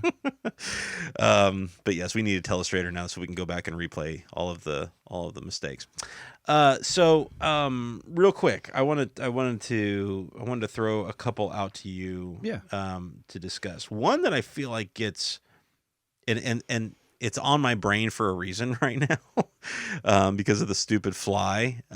But Drag Me to Hell is, I feel like, an overlooked and underrated horror movie. Yeah. I enjoy Drag Me to Hell. I just think that is just super creepy. Justin Long. The fly just bugs the hell out of it. Like, it creeps me out. Yeah, David Cronenberg. Yeah. Yeah, his popcorn. His the body horror genre. Like, he invented the body horror genre. Yeah. Videodrome. Yeah. He's done some crazy stuff cinematically. Right. But one of Cronenberg's acting roles made my list. Really? Okay, hold on. Yeah. Stop the phone. Cronenberg? Yeah. Well, I want to hear. I'm waiting for it. You didn't know he was an actor also? I did not. Yeah, he does some acting roles. Okay, so I want to say he has like 40 some odd acting credits on IMDb, something like that. Okay, I'll have to use the Google machine here in a minute. Yeah, but Nightbreed, it is kind of an obscure. Yeah, it's from like I think it was early 90s, like 90. I feel like I've seen it, but like it's not staying with me. Like, I don't. Not staying with you. No. So I mean, the whole thing's set basically in a cemetery, and like they go into these graves and they go to the other side of the underworld, and yeah. But yeah, just Pet Sematary is on my list. Pet Sematary, the original Pet Sematary. Yeah. Not Pet Sematary 2 with Edward Furlong and Goose. What the hell's his name? What the hell's his name? Anthony. No. Anthony Edwards. Anthony Edwards. Yes, thank you. Yeah. No, every time I think of that movie, I think of the big guy, like the guy from Highlander. Clancy. Clancy Brown. Clancy Brown. Yeah. Clancy Brown. Yeah, Clancy Brown. I love. There's several Clancy Brown movies on my list. The dude is amazing. Like he, obviously now major connections into Star Wars. He did voices in Clone Wars and Rebels. He, now he was the Doth. What do they call that species? Dothomirian. I'm not sure. Looks like a devil. You first saw. Oh, like Darth Maul. No, not that. No. The guy from the cantina. You see him in the cantina, but then he was in Mandalorian. He was one of the guys that they went on the prison ship with and everything like that. I love Clancy Brown. Yeah, Clancy Brown is he's phenomenal. What was the game? Oh, the game I just played, Detroit Become Human. All of a sudden, Clancy Brown showed. I was like, oh, that's awesome. Clancy Brown is in this. That was what got me. Between him and Lance Henriksen being in that movie, I was like, this is the best movie ever made, or best video game ever made. Okay, so now that you said Clancy Brown's in it makes me want to play it. Again, Lance Henriksen is in it. Come on. Come on, Lance Henriksen. I mean, his work in Alien is great, but what else? Terminator, baby. Lance Henriksen in Terminator? The original Terminator. I don't remember him in Terminator. Oh my God, he was one of the cops. Was he? Yeah. That's awesome. He keeps trying to debunk like all of Sarah Connor's theories, and he was like, PCP, you could punch right through that glass. You want to see this scar? Like, it was just like the line is just great. And he totally, Schwarzenegger totally blows him away at one point. Awesome. But yeah, Lance Henriksen, man. I mean, come on, that's good stuff. Lance Henriksen is here. Clancy Brown is up here. Let me at least help you out here. So in Detroit Become Human, at least Clancy Brown is in that game a hell of a lot more than Lance Henriksen is. Okay, let's just put that out there. Well, actually, it is a choose your own adventure. So frankly, you could kill Clancy Brown like in the first 2 hours of that game. That's awesome. But yes, Clancy Brown, Highlander God, I love it. Anyway, so what are some of the movies that he's in? And now that you brought up Clancy Brown, I wanted to bring up John Dies at the End, which I know I've talked about it on the podcast before, but he does a fantastic job in John Dies at the End. And I consider that a horror movie, but I consider it a horror comedy. That's the thing. I would look at Shaun of the Dead as it's technically a horror movie, but I don't. It's also it's satirical. Yeah, so I don't. It's funny. It doesn't hit a. But I like horror comedies, like Zombieland. I like that movie. I like watching. But can you really put John Dies at the End in that classification of it will freak you out to the point where it's hard to you hesitate to watch it? Parts, yeah. Really? Because it sounds like you want to watch it all the time. I do want to watch it all the time. There are some jump scares in it. Okay. Paul Giamatti produced it. He's a big horror fan. Mm-hmm. There are some crazy parts in it. Mm-hmm. It's a movie that sticks with you. It makes you think. Okay. I love that movie. I would consider it like a sci-fi comedy, horror comedy, mm-hmm. kind of a mishmash of all mm-hmm. those. And it's a Don Coscarelli movie. Don Coscarelli directed it. He also did Bubba Hotep. Okay. Bubba Hotep is on my list. Okay. Bubba Hotep. It has Bruce Campbell as Elvis Presley. In a nursing home. Elvis is kind of aged. Nobody believes he's Elvis because he's kind of has Alzheimer. That's awesome. But he comes up against this crazy mummy. Okay. And he's trying to convince everybody in the nursing home that there's this mummy that he's fighting at night. And Bruce Campbell, the original Evil Dead is on my list. It's on my list. That movie's crazy. The second one, which is basically a remake horror of the comedy. Is a horror comedy. The first one, I feel like that is a horror movie. That movie is crazy. Yeah. It's one of the most, if you rank like crazy movies that you've seen in your life, that one's gonna make like top 5 every time easily. It's a crazy and movie. It creeps me out. It's so enjoyable while you're watching it, but it does again. I go back to the kind of the way I'm defining this is it gives me pause before I reach and grab it off the shelf. Yeah, you don't want to watch it with your wife, right? you don't want to watch. But I don't want to watch it alone either. Yeah, you don't want to watch the. I need somebody to hold my damn hand, man. You don't want to watch the tree rape scene with your wife. You know what I mean? It's a weird, crazy. Yeah, it's a crazy movie. So when they redid that recently, did they keep like that scene in there? Yeah, it's in there. Okay, I never went to the trees attack. You haven't seen the remake? Well, I mean, it's a remake and it's a sequel and it's a reboot. Yeah. It's kind of all those things. It's an adaptation. It's all those things we talked about many episodes ago. Going down the dark rabbit hole. But Don Coscarelli did John Dies at the End, Bubba Hotep, kind of these horror comedies that I enjoy. He also did Phantasm, which is kind of another obscure movie. Phantasm. Okay. It's from the 80s. I don't think there's any stars in it really. But it's a good, scary movie where you don't have a computer generated monster at the end. I don't know if I've seen Phantasm, but Phasma from the Star Wars movies are based on the little evil balls in the Phantasm movie. Okay. Like her bright shiny armor is based on the little shiny ball monsters in Phantasm. Can't say I've seen Phantasm. However, I did see Phantoms, and Ben Affleck was the bomb, yo. Bomb and Phantoms, yo. So Dr. Sleep made my list. That one's new. It isn't. I have a few new ones on my list. Wow, good for you. I have a few new. So that movie creeped you out, huh? Yeah. Wow. Yeah, I mean it's great as a sequel. Like the Shining ends in ice, and the Dr. Sleep ends in fire. It's a great juxtaposition of the Shining. Mm-hmm. So explain quickly, if you can, explain the that sequel as far as, is it based off of, or did Stephen King have anything to do with that continuation of that story? So Dr. Sleep is based on a Stephen King novel. Okay, so he did write a book called Dr. Sleep that continued the story of The Shining. It's a sequel to The Shining. Really? Okay. Yeah. Okay. And it's based on that, but it's also a sequel to Stanley Kubrick's The Shining. Right. Because Stephen King's book and, Stanley Kubrick's movies are two completely separate sources of media. Right. They tell completely different stories. And if you watch Room 237, they pointed out of, how the book starts with this yellow Volkswagen, and it kind of, there's a shot of it off the road being hit by a semi, and that's kind of Stanley Kubrick's middle finger up at the book to the book, saying, "I'm not doing your story, I'm doing mine." And Stanley Kubrick's story has a red Volkswagen Beetle instead of a yellow one. Right. So they're two completely different things. Right.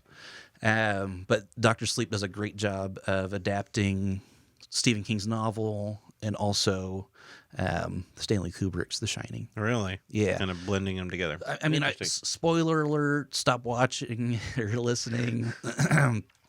If you haven't seen The Shining or Dr. Sleep or read the books, but Stephen King's book... Got a fly in there? Fly, yes. The Fly. Jeff Goldblum is in my throat currently. Okay. So, I forgot where I was going with this, but anyway, the novel. Did old Vincent get you all discombobulated? Yeah, it's got my mind going on a tangent into Thriller and Michael Jackson doing this and this and yes, that type of thing is going on in my brain currently. Nice. I'm watching the instant replay of this. That's awesome. Sorry, give me a moment. You gotta compose yourself. All right, Dr. Sleep, damn it.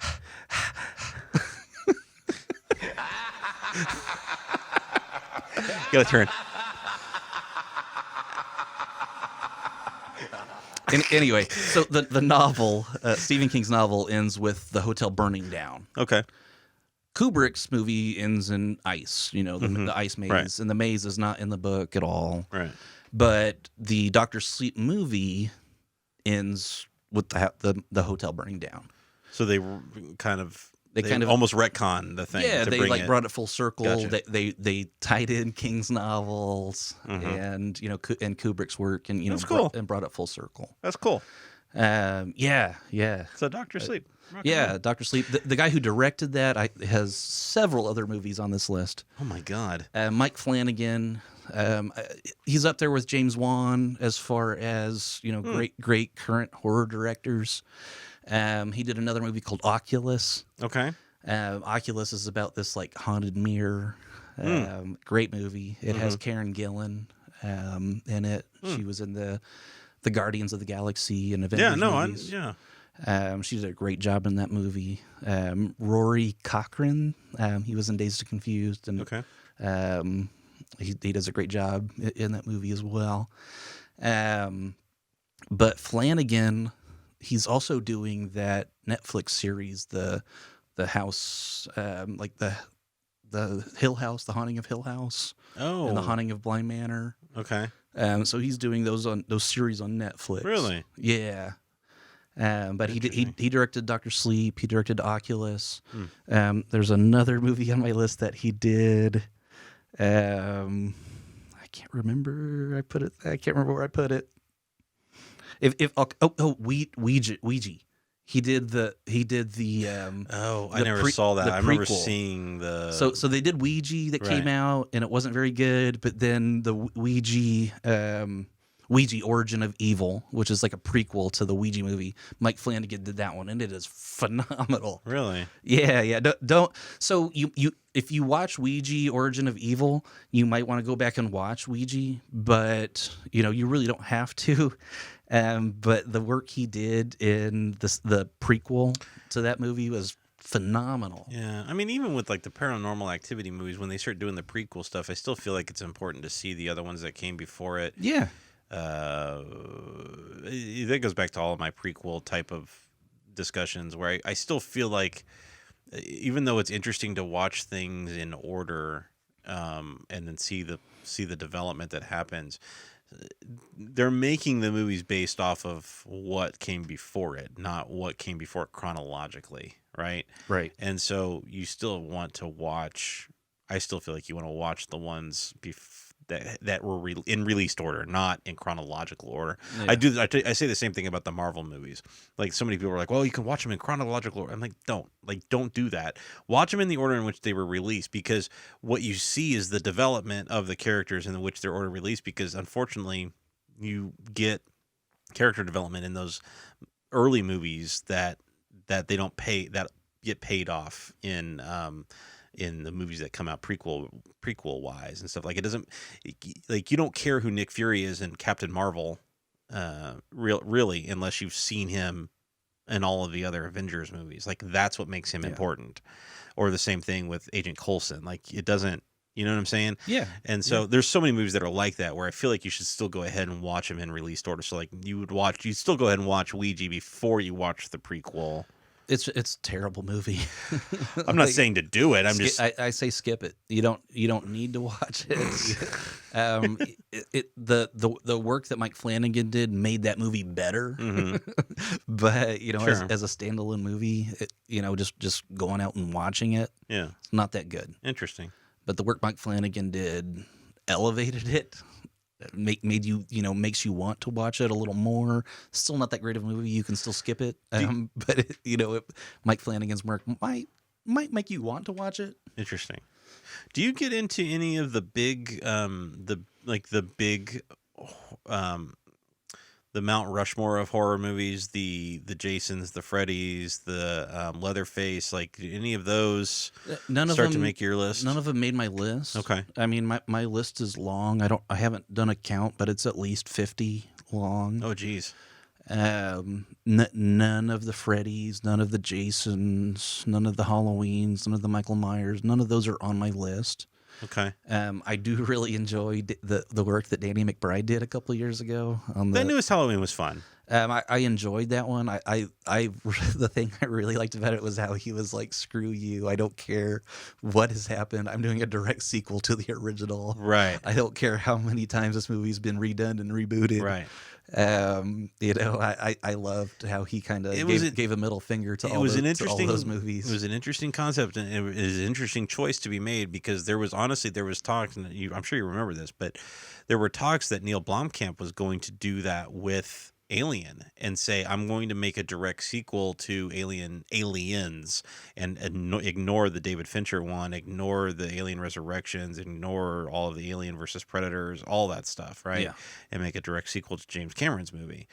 And everybody wondered how would that play, and then the project died, but then a few years later, Danny McBride does it with Halloween and says, "Yep, that's exactly what we're going to do," and he did it.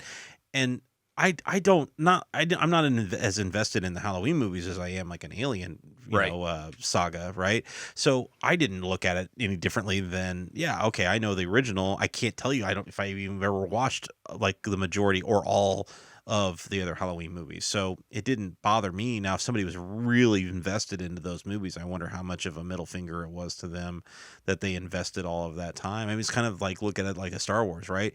People that invested all that time in all of the original, like, expanded universe, all the books and everything that came out after Return of the Jedi did, and spent all that time, learning, following their favorite characters and how they developed. All of that stuff just went poof, gone. Sorry, after Disney bought Lucasfilm, and that's kind of a slap in the face. And now they're starting to bring some of these characters back in, but I just wondered how many people felt that way about it. Was still an enjoyable movie. I just wonder how many people felt that way about that Halloween. I don't know.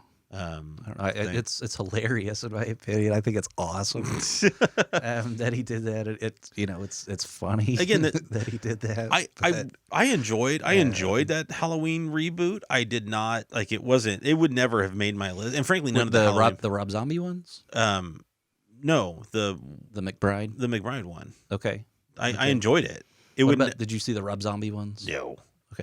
See, I kind of liked those ones. Do you? Yeah, I mean, okay. I don't think any of the Rob Zombie movies made my list, but I do enjoy his work. I can't think what the movie was. House of a Thousand Corpses. That's the one. House of a Thousand Corpses. Devil's Rejects. Was the Devil's Rejects was the one? Were they out in the desert? Devil's Rejects is a sequel to House of a Thousand Corpses. Which is the one that they were out in the desert and like? Yeah, I mean they're kind of out in the desert. Is that the one it was? Yeah, I mean it has a lot to do with like motels and like the House of a Thousand Corpses family going on the road. Okay. But yeah, it's kind of. I tried. Rob Zombie doesn't do it for me. It's just one of those things. Yeah, I mean, I'm not a huge fan of his movies, but I have enjoyed his directing work. Interesting. He did another movie called 31. Didn't make my list of ones that I have to watch this month. Mm-hmm. But it is another interesting monster movie. Child's Play still creeps me out. So I put the sequel on my list.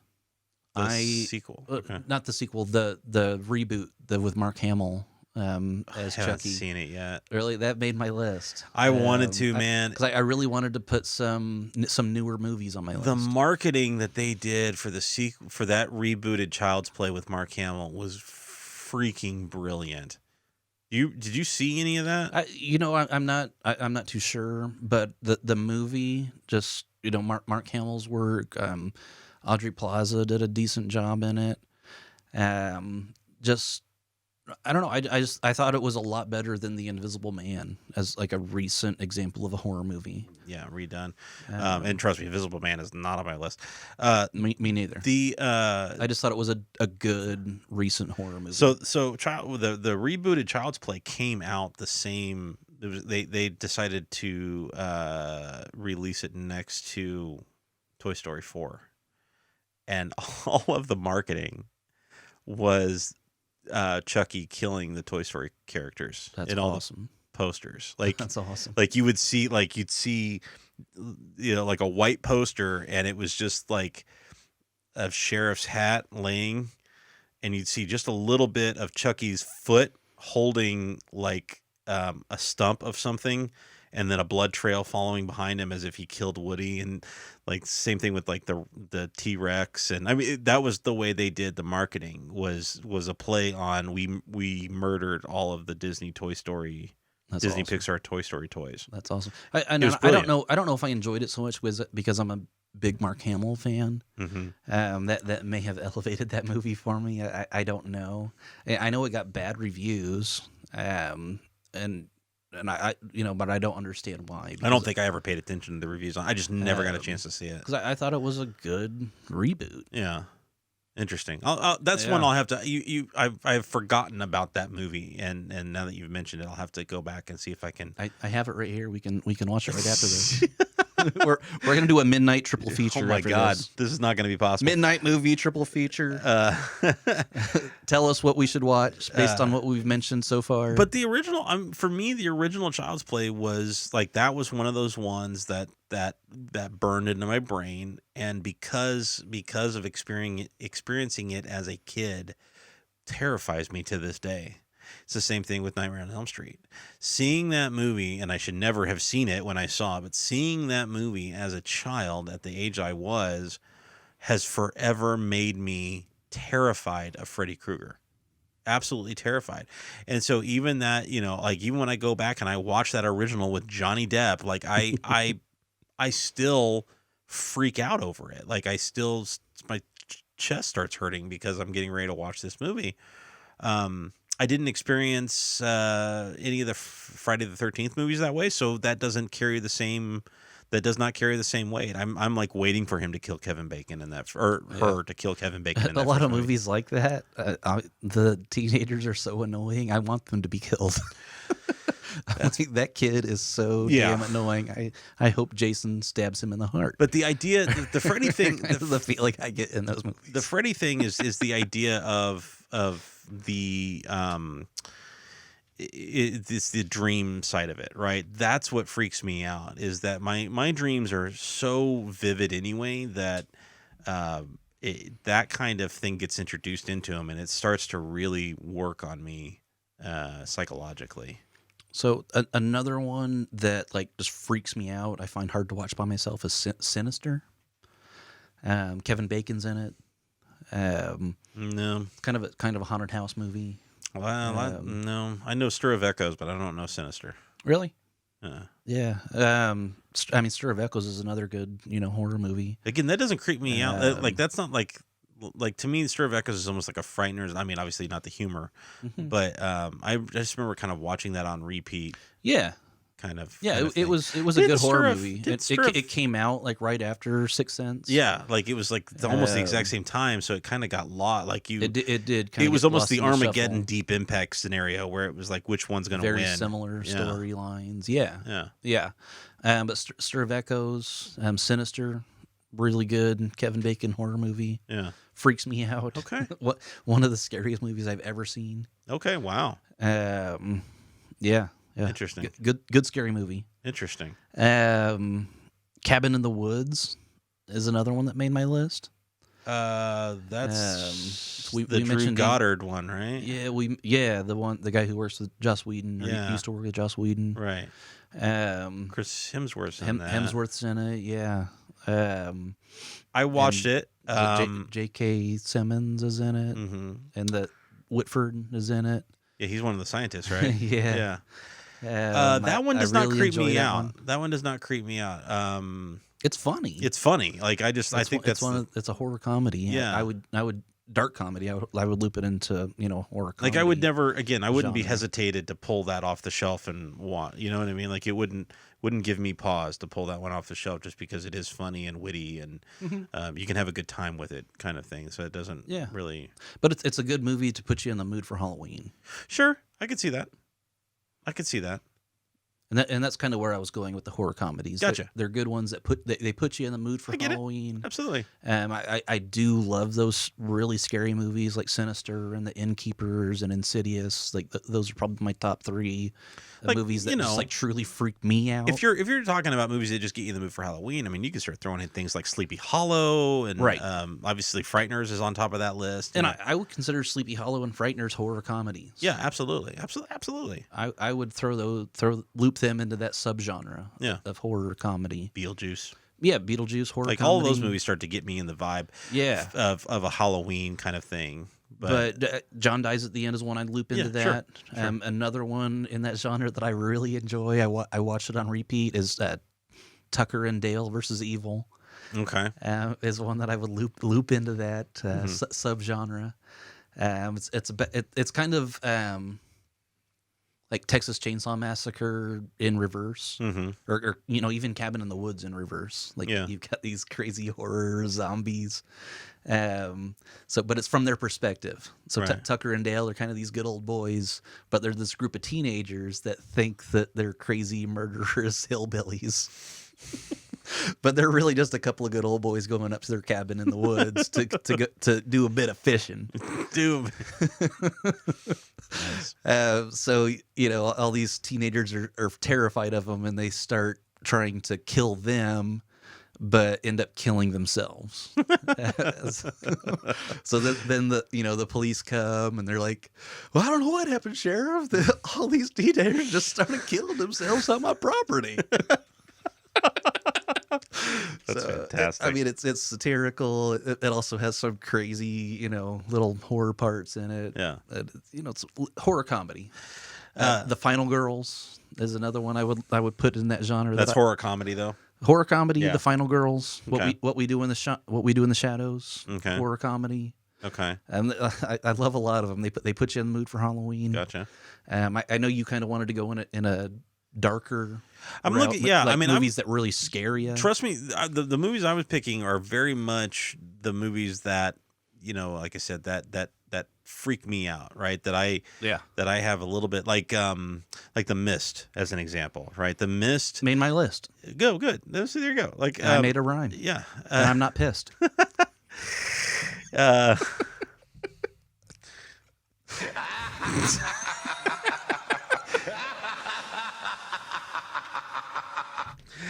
So the Mist is great again. Another Stephen King deal, right? But King and Frank Darabont meeting up again. It's an interesting story because that book never really had an ending to it, and so they had to give it an ending, right? In the movie, is that what I remember hearing? That's one of the rare movies that's almost exactly like the book, right? So that the ending is exactly the way it happened in the book. I thought the book didn't end. I thought the ending of the book was. Yeah, and I thought they kind of kept driving, like and that. they never really had a resolution or something. It's the same. Is it? Okay, I'll have to go back and check. I remember an interview with Darabont, and I remember him saying something specifically about the ending, and about how he had to come up with something that he had to present to King and say, "What do you think?" And King signed off on it. So the book leaves it ambiguous as to whether or not the main character kills himself at the end or not. Okay. The movie, it's like he pulls the trigger and nothing happens. The gun doesn't go off. Right. He's out of bullets or whatever. Like he knew going into it he wouldn't have enough bullets. Yeah. Okay. Yeah, and then the mist clears up. Blah blah blah. Spoiler alert. Hey, listen. The majority of the movies we're talking about have been out for decades. Yeah, if you haven't seen them, shame on you. Yeah, sorry. Deal with it. But the Mist is one of the, it's a movie that just freaks me out. Like it just, even all the way up until the end when he makes that awful decision to do that, and then so in the book it's not the ending where the military shows up and they could have been saved, and that's the okay, that's what Darabont changed. That's what Darabont changed. Okay. Is that the mist clears up, military shows up. Gotcha. Yeah, but everything leading up to that, it's like exactly the same as the book. Gotcha. It's one of those rare movies where you can say some people read the book and they make their own movie in their mind, and then they go see it, and it's like, oh, that's not what I was picturing. You know what I mean? It's sure. like, oh, I hated that movie because I read the book first. Sure, absolutely. The Mist is one of those rare ones that it's like right on. Okay, I gotcha. Love that. I love that movie though. Yeah, I do too. So there's a couple of mine that are kind of foreign. foreign films. Oh God, okay. The Devil's Backbone is another one of those movies that freaks me out. It's a ghost story. It's Guillermo del Toro directed and written. It's set in Spain during World War One. Okay. But at that time, Pan's Labyrinth is also set at that exact same time. That the Spanish Revolution was also going on at that time. Mm-hmm. So it's during the Spanish Revolution, during World War One, that era. Mm-hmm. But it's set in an orphanage in Spain. Okay. Ghost story. Kid ghosts. Kid ghosts always freak me out. Yeah, great movie. But you do. It is in subtitles. You do have to read it. The movie starring Nicole Kidman. The Others. The Others Did not make my list. I considered it. Man, but I think it's one of those ones that I watched too many times. I had that movie on repeat, bro. Like that movie. It was good. It was good. Like but I think I've seen it too many times. Yeah, I don't know. Like boy. There was a span of time right there around that Sixth Sense release. Yeah. There was just some killer freaking scary movies coming out. It's true. It's true. Man, oh man. What year was that? That would have been 97? No, I want to say that was 01. 01 or 02. The Others, you think it was 01? Yeah. Yeah, it was 01, 02, somewhere in there. Another one that made my list is Bone Tomahawk. Have you ever seen Bone Tomahawk? Kurt Russell, right? Yeah, Kurt Russell. Yeah, it's a Western. Doesn't he look like almost identical to the way he looks like in Hateful Eight? Yes. I think Bone Tomahawk came out like right after the Hateful Eight. Okay. It's another Kurt Russell Western. I love Kurt Russell Westerns. Tombstone's one of my favorite movies. I love the Hateful Eight. Bone Tomahawk is another Kurt Russell Western that I love. It does have some horror elements to it. Mm-hmm. It's also a dark comedy. You're 100% right, by the way. 2001 for The Others, 1999 for Sixth Sense. But yeah, it's another Kurt Russell Western. Mm-hmm. But you saw it, right?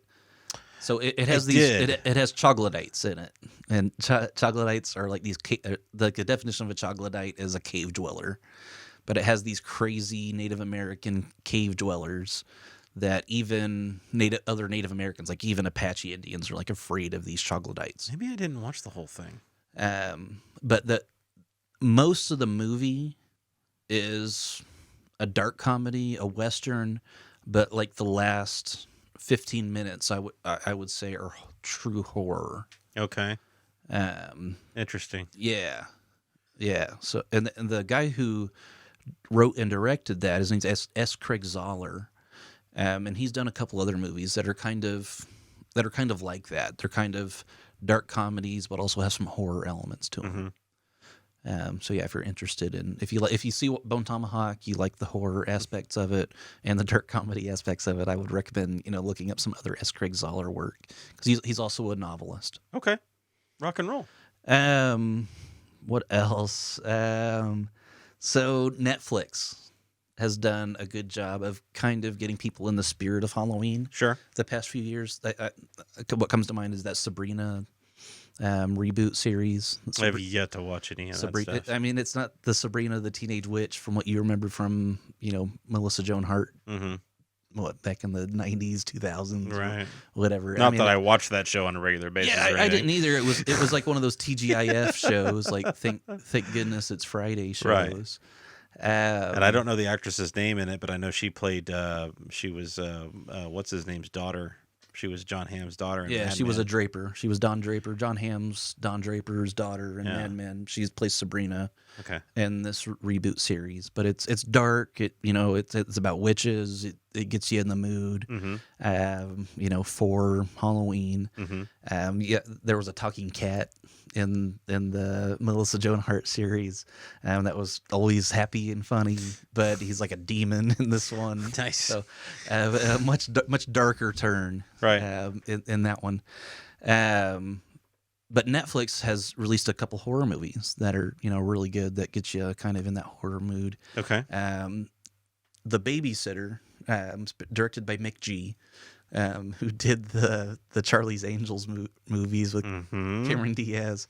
And I'm waiting for you to tell me a Mick G movie is good. Hold on. I'm not saying it's good. I'm saying it's a Netflix movie that does a good job of getting you in the mood for Halloween.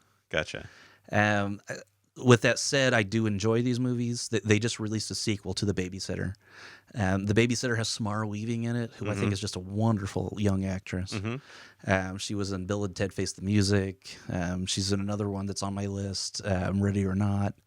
I think she has done some really cool work in the horror genre as a young actress. Hugo Weaving's niece. Niece, not his daughter. Not his daughter, it's his niece. Oh, okay. Kind of interesting relationship. God bless it. She looks just like him. It could be his daughter. Yeah. I call shenanigans. Hugo. What'd you do, bro? But she has done some interesting work in the horror genre. Okay. In her young career. But she does a really good job. It's a horror comedy. That these movies are funny. They're gory. They're silly. But it's kind of like a blood cult. I wonder if that's his daughter. Sorry, I can't get past his. They're not his daughter. I wonder if that's his. If it's his brother's daughter or his sister's daughter. I don't know. It's a good question. So does his brother or his sister look like exactly him? like him? That's my point. Yeah, like that's where I'm going with this. Is like how much does that sibling look like him? Whichever side that is. Sorry, I'm obsessing over it because it's cool. So there's nothing wrong with being obsessed over Samara Weaving because she is a wonderful actress and very nice to look at. I just honestly I can't get past like it's the Julia Roberts Eric Roberts thing. Like I can't look at either one of them without seeing each other. Sure. Right. And so I can't, like I was watching Bill and Ted, watching Samara Weaving, and I'm like I'm ready for her to go, Mr. Anderson. Like that would have been awesome if she would have done that to Keanu. Right? Like that's the whole point. It was like, it's like you killed my uncle 1,000,000 times. Mr. Anderson. Welcome back. So the babysitter Killer Queen is the sequel that just came out. Netflix also did another really silly movie that I'm not going to say is a good movie. It's a silly movie. It's a horror comedy. It's starring Adam Sandler. It's part of his deal with Netflix. It's called Hubie Halloween. I was searching Netflix today and I saw it up there and I saw the poster and it was Adam Sandler going, and I was like, pass. It's Sandler back to his roots, man. It's Sandler doing Waterboy again. Oh, boy. But with a Halloween setting. So I mean, it's silly, fun, gets you in the mood for Halloween. Okay, all right, fair enough. It has a lot of those classic. That fits into the Spooptober. Spoopy, yes, it's a spoopy. It's a spoopy. Yeah. So we've got our spooky, and we've got our spoopies. Hubie Halloween would fit into that spoopy genre. Yeah. Shaun of the Dead, spoopy. It plays a lot of those like classic Halloween music. Like Monster Mash, some of those other classic old Halloween music. That's what I do, by the way, when it's a typical Halloween night, when when you actually have trick or treating instead of COVID, I will take my little Bluetooth speaker and I'll put it outside my office window, and play Monster Mash Halloween music, Thriller, and it's just like a mix of creepy sounds, but then also some fun Halloween. What's the one-eyed one horn flying purple people eater? Yeah, whatever that song is called, Flying Purple People Eater. That was in Hubie Halloween. Okay, nice. Yeah, it's the one-eyed one horn purple people eater. Another foreign horror movie that I really like is Bong Joon-ho, who just won the Oscar for Best Director this year. It's a horror movie called The Host. Okay. Also, once again, it's Korean. It's in subtitles. You got to read it. Might not be words. Be up everybody's creek. But it's a great horror movie. It's a monster movie. May not be up your creek, but it should be up your crack because by God, you need to get that stick out of your butt and read a damn movie every once in a while. Bong Joon-ho. It is worth it. There are some good South Korean horror movies out there. They exist. They're fun. We talked about The Devil's Backbone, Guillermo del Toro. He has another horror movie that's in Spanish that I like. It's called Kronos. Never saw that one. Kronos is a good one. It also has Ron Perlman in it. Of course it does. Why wouldn't it have Ron Perlman in it? Absolutely. But it's the first match with Guillermo del Toro and Ron Perlman. That's the first one, huh? Yeah, Okay. yeah, Kronos. Gotcha. It's before Blade 2 and Hellboy. Mm-hmm. But yeah, Pacific Rim. Kronos is on my list. Oh yeah, I forgot Perlman was in Pacific Rim. He's that, yes, he was. Yeah, that guy that gets eaten and then cuts himself out. Yeah, absolutely. Yeah, I forgot about It's that Ron part. freaking Perlman, baby. Of course it is. Which also had that's a different guy. I'm thinking of a different guy now. Is that the same dude as Frighteners? Jeffrey Combs? Yeah, is Jeffrey Combs in? No, not that I know of. Who the hell? I swear to God, he's got a doppelganger. The guy that works with the guy from Yes. It's Always Sunny in Philadelphia. Yes. Charlie Day. Yeah, No, that's not Jeffrey Combs. but it looks just like him. I mean, He's basically playing the same character Right. from like the Frighteners, Sheriff Barry and Reanimator. Right. But no, it's not the American Treasure Jeffrey Combs. not the American treasure, Jeffrey Combs. There's a couple David Lynch movies that made my list that truly freak me out. Eraserhead. That movie just creeps me the heck out. I mean, you just pick a David Lynch movie. I mean, it's all the same. They're all going to creep you out. They're all going to creep you out. Like, so you consider Eraserhead horror? It freaks me the heck out. Okay, fair enough. I mean, it's weird, it's strange, it's surreal. I mean, surrealism is probably the best genre to loop most of his work into. Mm-hmm. Surrealist horror. Okay. If that's a genre, I don't know. There's a couple other movies I put into that genre. Enter the Void. I can't remember the other one I'm thinking of. The same director as Enter the Void. But anyway, yeah, very the Lynchian. Yeah. Yeah, Lynchian is kind of that genre that he created, I guess. I've got one for you, and I don't know if you'll remember this or have seen this. I'm assuming you have, but this movie messed me up, man. And it's one of those movies that had that visual in it that I'll never get out of my head. Right? Mm-hmm. The movie, little ditty called The Gate. Do you remember The Gate? The Gate. Do you remember this movie? I'm struggling here. Okay. It was Stephen Dorff's first film. Okay. Okay. And this freaking flick was geared towards children. And if you go back, I'm telling you right now, if you're watching, if you're listening, whenever you get an opportunity, Google or get on YouTube and look up The Gate. And you tell me that this movie was made for children. I'll give you the scene in question that has always been burned into my head. I watched this at a babysitter once, and if I remember correctly, the people that were my babysitter at the time, they were eventually arrested for drug trafficking, if I remember correctly. Interesting. So it just shows you what kind of people these particular folks were. But there's a scene where the big evil demon monster, I believe, if I remember correctly, pets little Steven on the head, right? And then leaves, right? And somehow infects our little protagonist, right? And he grows a goddamn eyeball right here in his palm. That's awesome. Okay.